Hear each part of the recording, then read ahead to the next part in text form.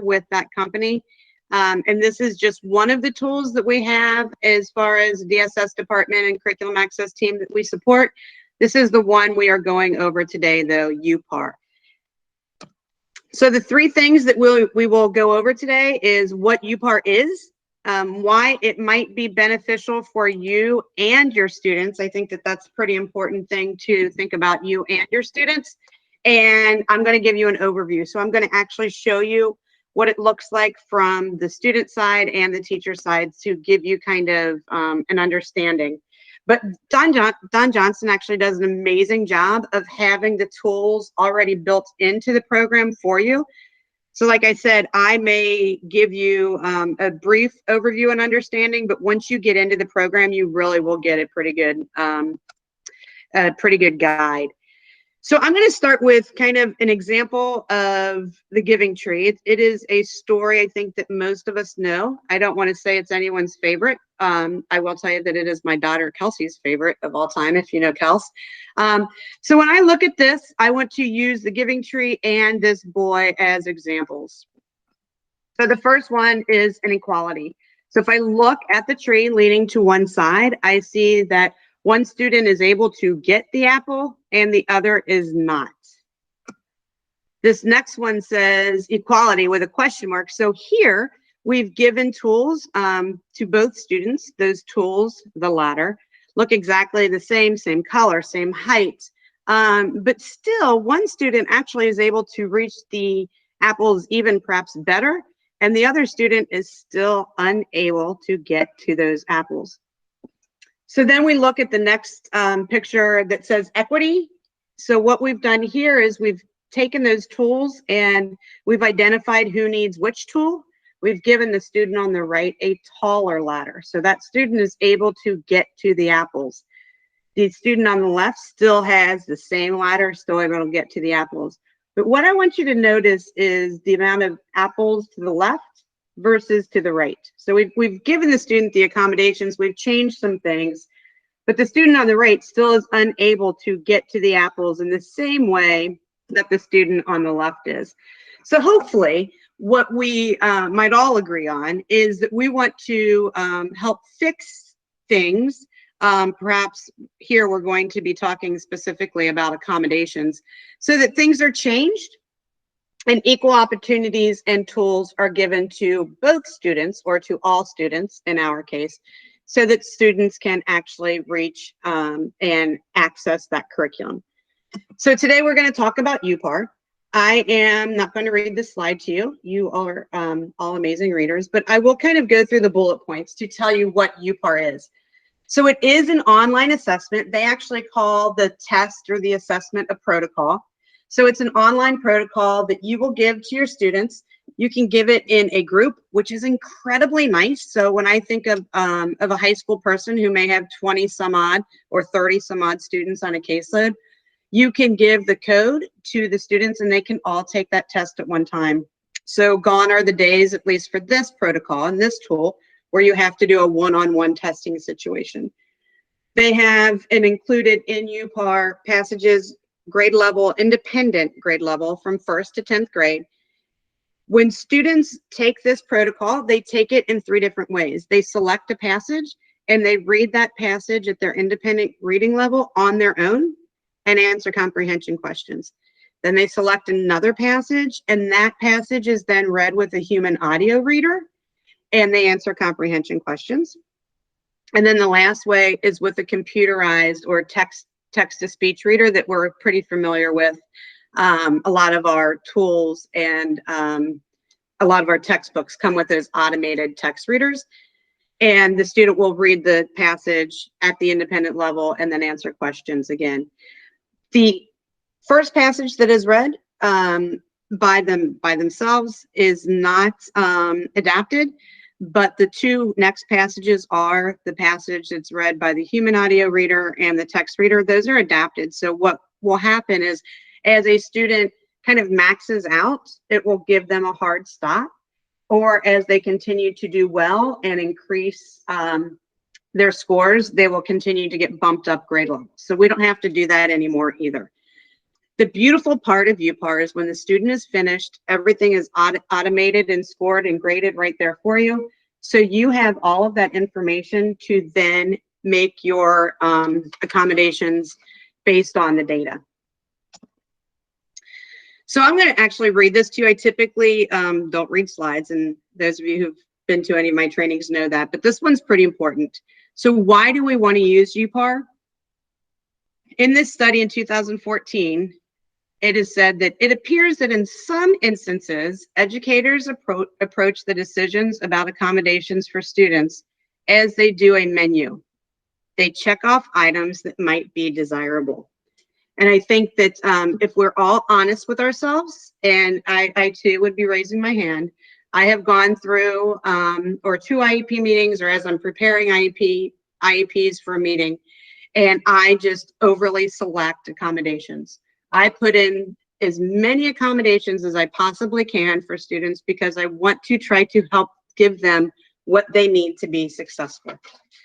So uPAR kind of takes that away. We're no longer checking off menu items. In this study, some more research-based studies on why you would want to use uPAR. The first piece of it shows that 65 to 93% of students that were assigned accommodations, only 40% of those students benefited.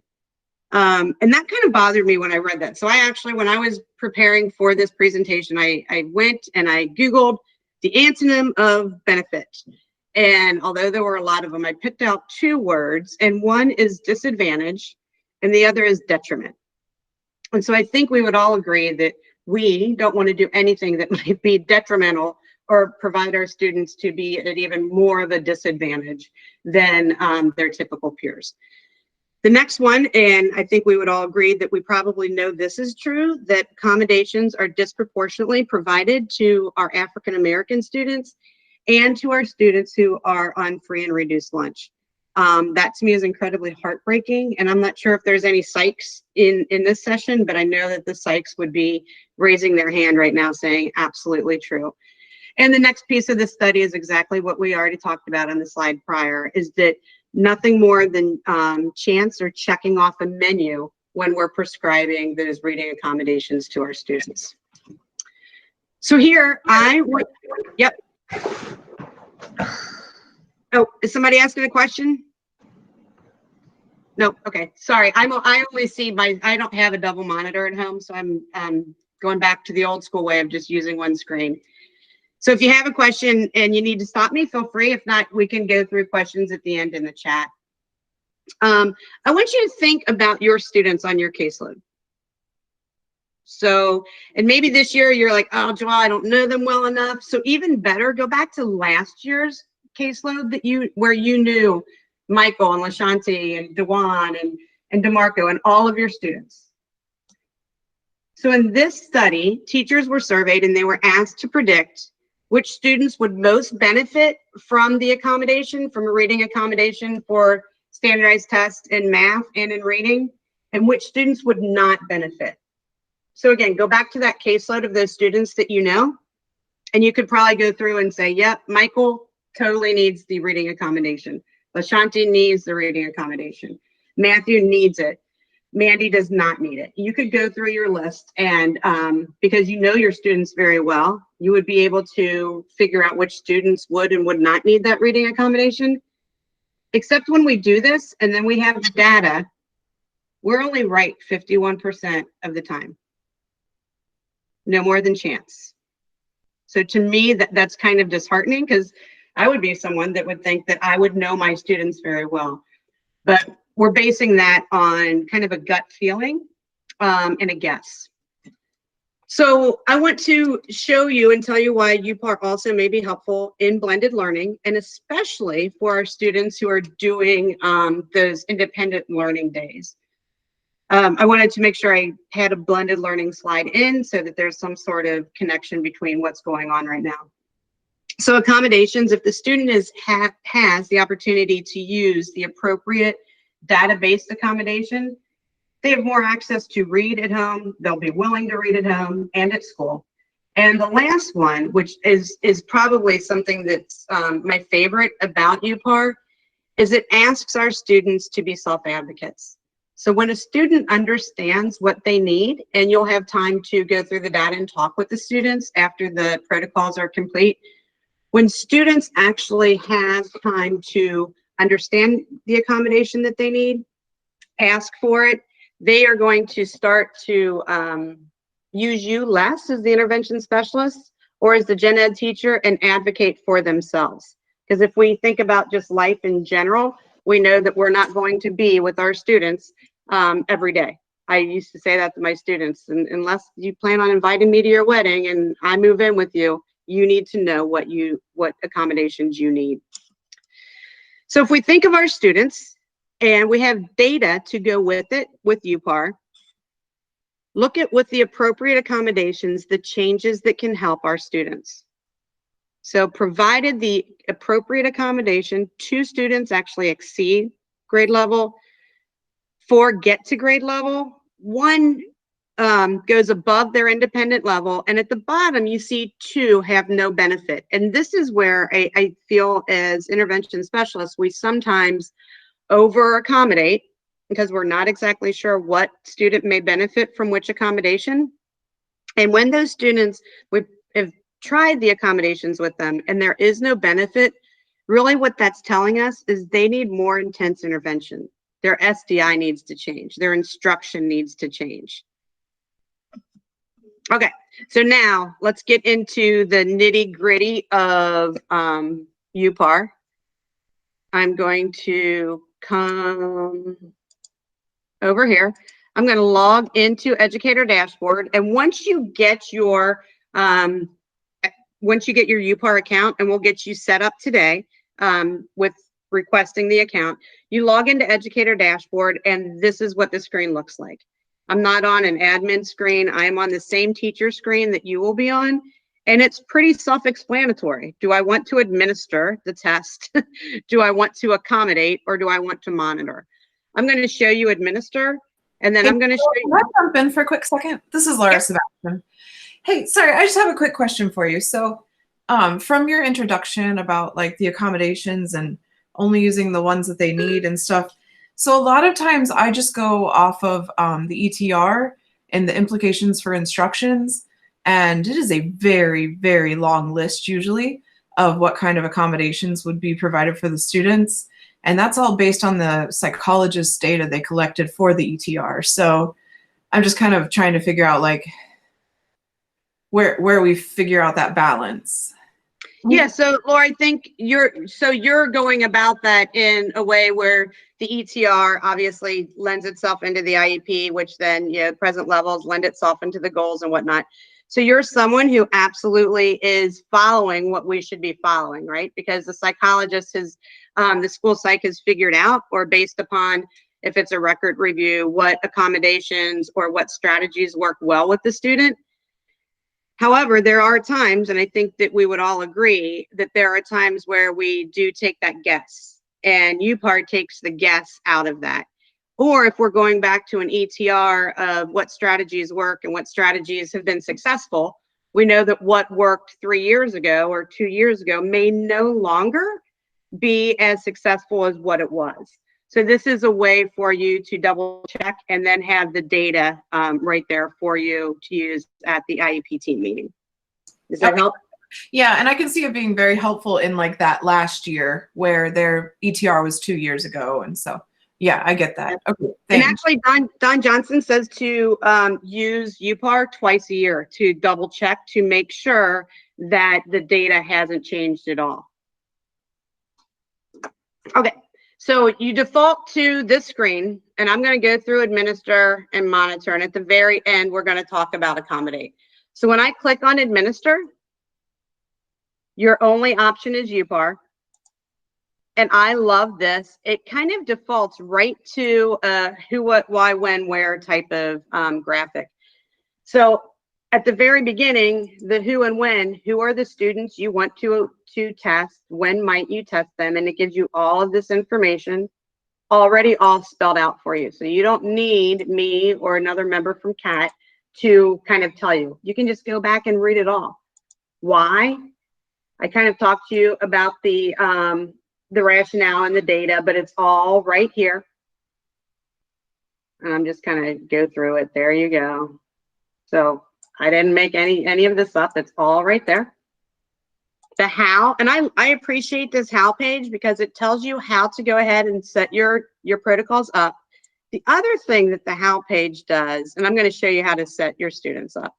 The other thing that the how page does, if you scroll all the way down, it gives you a script that you can use. So, and actually a script that you probably should use. Some of us might go ahead and just say, hey, we're going to take this test, blah, blah, blah. But this actually explains to the students the what and the why as far as why they're taking this. So that's the how button. The next one is create, and that's what I'm getting ready to pop on and show you. And then manage and monitor. So I'm going to go to create. Your screen will look just like this. And you're going to name your protocol name. Now, we are suggesting, strongly suggesting, that you use the same name for your protocols. So if you are a high school teacher, you might want to say Belfour McConnell. Or if you are a elementary teacher, you might want to say your room number, 30 or 320 McConnell. But you want to use the same formula for all of your protocols, so to speak. At the back of McConnell or of Smith or Sebastian or Crystal, whatever it may be, don't use a number there, because when you reassess your students, uPAR automatically adds a number to it. So if I wanted to give this protocol 320 McConnell the first time, it's going to just name it 320 McConnell. The next time it'll say 320 McConnell 1, which is actually test 2, 320 McConnell 2, which might actually be test 3, if you will. Protocol password, you can use whatever password you want. I like to use happy because most of my students can spell it correctly. And then you will type in your students' names. You can type in first and last name. You can just type in first name, whatever makes the most sense to you.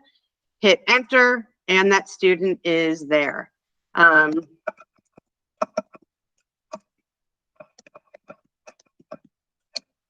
Just that easy. All I'm doing is typing and hitting enter.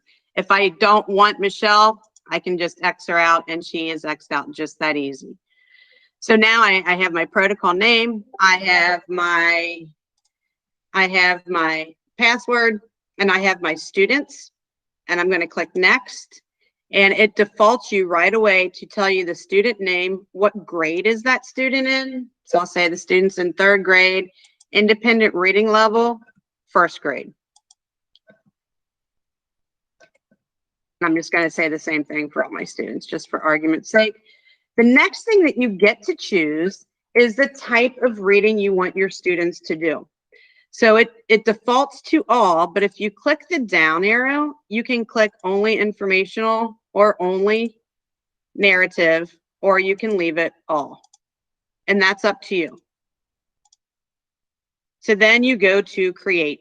I click create, it pops a page up automatically that tells me what my URL is, where the students need to go, what the name is of the protocol, and what the password is.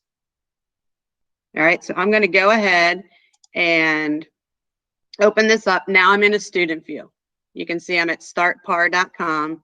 Protocol name was my room number and my teacher's last name.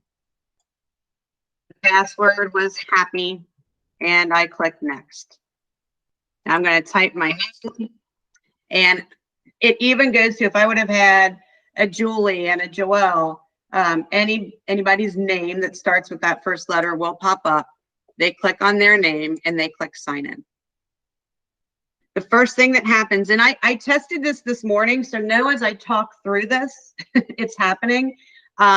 But I worked with someone this morning and they said they could totally hear it, and somebody else who said they really couldn't hear it very well. So I'm not sure where you individually may be, but I promise you my mic is up and we've tried everything we can possibly do. So the first thing that the student will need to do is a sound check. We strongly suggest that if you're doing this in a classroom with 30 students or 10 students, that everyone have headphones. So I'm going to click the play the music. And yes, I could hear that music. If you couldn't, I promise that it was blaring quite loudly on my end. So yes, I hear music. Then it defaults to what we're going to do. And the student can have the directions read aloud. Today, you're going to find someplace that you'd like to read. You will choose the story to read silently on yourself. Then you will choose some stories to read.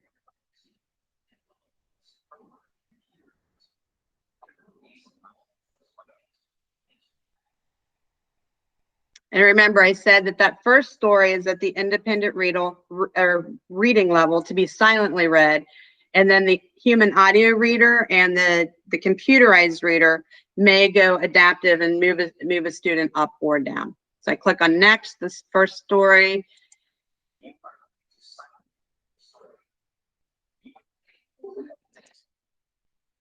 So it will default the student to choose the passage that he or she wants to read. They can listen to the titles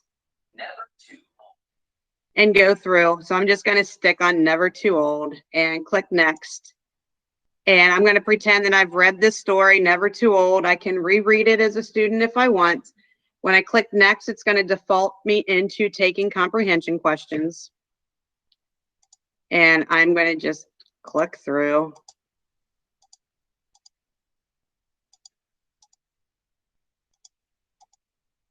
And it stopped me. I think that was at question 5. So I probably did not read well. We know that from the teacher end, but now I'm going to click next.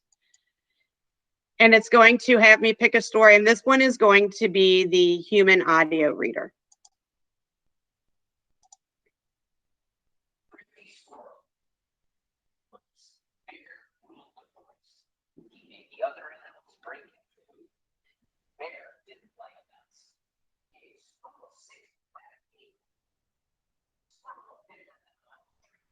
All right, so I'm going to stop there. The student would obviously read through that whole entire thing.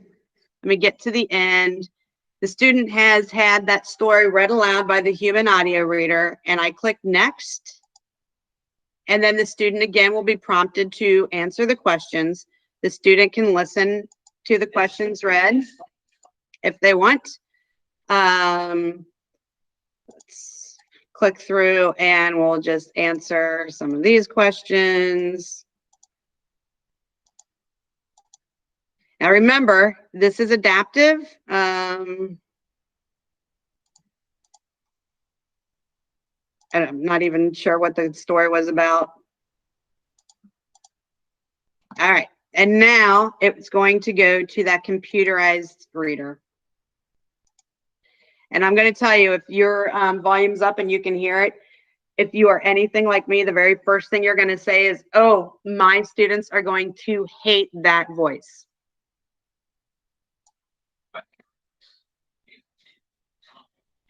I can slow it down as a student.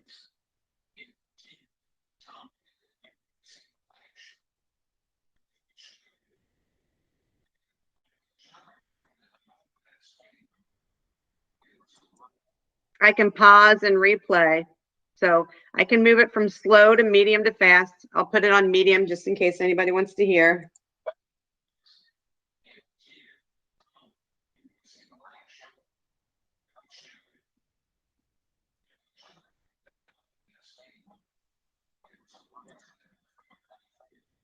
All right, so I click through. I'm going to go to next. And then again, I have to answer the comprehension questions.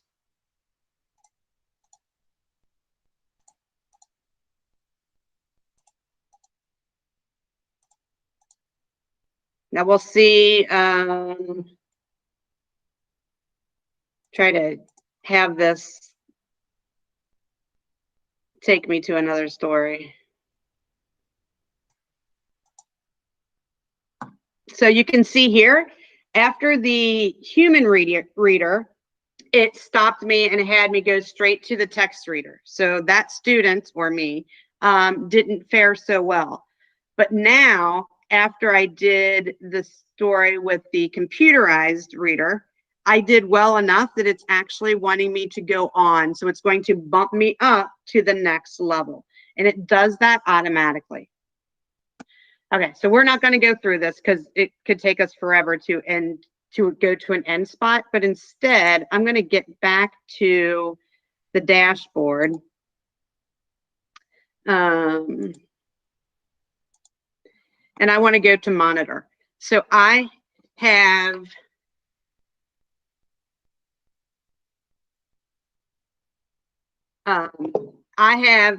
done the administer, and now I'm going to go to monitor. I'm going to come up to protocols, and I want to go to reports. So the report that the student that I was just modeling for you all, that report will not be there because the student did not finish.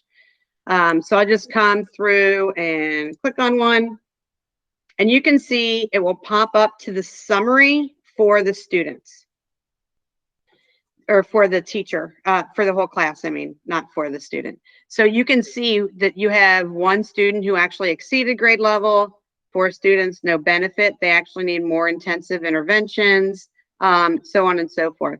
On the left-hand side, you can see if you come all the way over to the far left, that the color next to the student name matches where they are on the chart. So Braylon actually exceeded grade level. So let's click on him and see what he looks like. So he's a 4th grade student, silently reading. He scored 50%. With the human audio reader, though, he was actually exceeded his grade level. The human audio reader, text reader, did not do as well. So that's Braylon. We can click on another student. Here's a student who is in 4th grade. 1st grade independent reading level. She scored 88% while doing the reading by herself at 1st grade level. But then with the human audio reader, she scored 20%. It tested her again, 43%. With the computerized reader, and that's the one with that kind of annoying voice that most of us would automatically say our students don't do well with, she scored 88%. So again, that takes the guess out of what we feel or what we think we may know about our students or where we think our students may be. And now we actually have the data to show and to prove what accommodations the students will benefit from. The good thing about that is that when you have that data, after the student is finished, you sit down, you go through the data with the student. The student is then empowered to be that self-advocate for himself or for herself. Joelle, can I ask a quick question? This Yeah. is Jen Carroll. So when you first set up a student and you do their level, like so basically you've tried to figure out their reading level beforehand, correct? Yeah, so absolutely. Okay. So that's when, so earlier when Laura was talking about she uses the ETR information. Yeah. So for sure, I would look at any assessments that you use, anything that's listed in the present level of performance for that student that Okay. actually says the student's independent reading level. uPAR is by no means, nor do they claim to be, a test that is actually giving us the reading level of the student. It does not give us a reading level. We're going to do our best guess at that independent level, or you're going to use the information that you have from standardized tests, the assessments that you give from the IEP, from the ETR. Would it also work though if I had a 6th grade student and I wanted to put them as a 6th grade reading level just to see how they do silently by themselves? Sure. Okay. All right. And then see and compare it to how they do it with the accommodations. Yep, absolutely. Okay. All right. That's what I was trying to figure out. Thank you. Yeah, sure. So this is what your data looks like. And then that's what the data looks like for each student. If we want to see a student who did not do or who needs more intervention, the student is in 4th grade, reading independently at 2nd grade level, but scoring not well with either the human reader or the text reader, computerized reader. So that just kind of takes you through a pretty brief overview of what that looks like as far as what the tool is, how to give it both from the teacher side and from the student side, and then that data sheet, this graph, to actually start to talk with the students about where they are. So I want to go back here for a second and say, now what?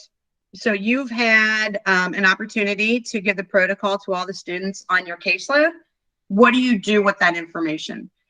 Well, for a student who needs intense interventions, you need to get back with the IEP team and look at what services the student is being provided and whatnot. However, for the students that need supports, the Curriculum Access team does have supports available for you. And now you can use these tools based on data versus based on that gut feeling. Remember where we're wrong half of the time. The first tool is Read and Write, and I'm going to give you all this slide deck so you'll have these links. The first tool is Read and Write, and that tool is pushed out to all students, all staff. It's one that most of us are becoming more and more familiar with. It does have a computerized reading voice. However, it is one of the more friendly computerized reading voices, and the students also have the opportunity to change that voice within Read and Write. So Read and Write, as far as we're concerned, is a free tool that is available to all students. Bookshare is an online reading accessible library with over 900,000 texts available to our students. Anything from The Giving Tree or Moby Dick, a novel that you may be reading in class, to a lot of our textbooks are also in Bookshare. If you are not a member of Bookshare and you work with students with disabilities, it doesn't matter if you're an intervention specialist or a gen ed teacher, I strongly suggest that you get a membership to Bookshare, and you can do that through this link. And again, I'm going to share this slide deck with you so that you can assign books to students and they have that accommodation available. The last one is Learning Ally, and this is a tool that has human audio read books for our students. So for our students who need the human audio reader, or for our students who need the computerized reader, we actually have tools for you to support your students. All right, so I'm going to get this slide deck to you. On this last slide, you have the quick guide to uPAR, which is, if you're familiar with the Curriculum Access team at all, for every single one of our tools, we have a quick guide that reviews what the tool is and how you might use it. I'm going to give you the uPAR request form, and actually I'm going to go ahead and get that into the link now, or into the chat now, and then the contact CAT form, which is if you want to reach out to the Curriculum Access team for more support. So I'm going to get a couple links to the chat now while you're still there, before you hop off, along with the exit ticket that you need to complete.